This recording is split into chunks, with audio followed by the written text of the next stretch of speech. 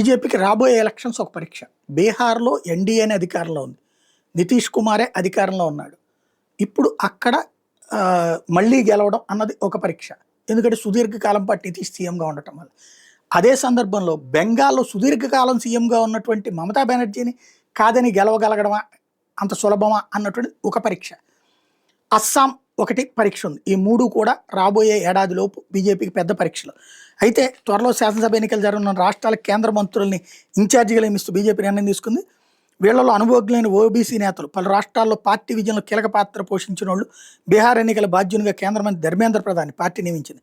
గుజరాత్లో పార్టీ బాధ్యతలు చూస్తున్న కేంద్ర మంత్రి సిఆర్ పాటిల్, ఉత్తరప్రదేశ్ ఉప ముఖ్యమంత్రి కేశవ్ ప్రసాద్ మౌర్యాలకు బీహార్ సహాయ ఇన్ఛార్జిగా బాధ్యతలు అప్పగించింది. పశ్చిమ బెంగాల్కి చెందినటువంటి కేంద్ర మంత్రి భూపేంద్ర యాదవ్ని ఇన్ఛార్జిగా, త్రిపుర మాజీ సీఎం బిప్లవ్ కుమార్ దేబ్ని సహాయ ఇన్ఛార్జిగా నియమించింది.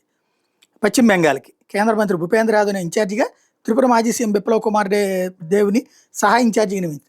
పార్టీ జాతీయ ఉపాధ్యక్షులు ఒకరైన బైజయంత్ పండా తమిళనాడు ఇన్ఛార్జిగా, కేంద్ర మంత్రి మురళీధరన్ మొహాల్ సహాయ ఇన్ఛార్జిగా బాధ్యతలు నెరవేర్చబోతున్నారు.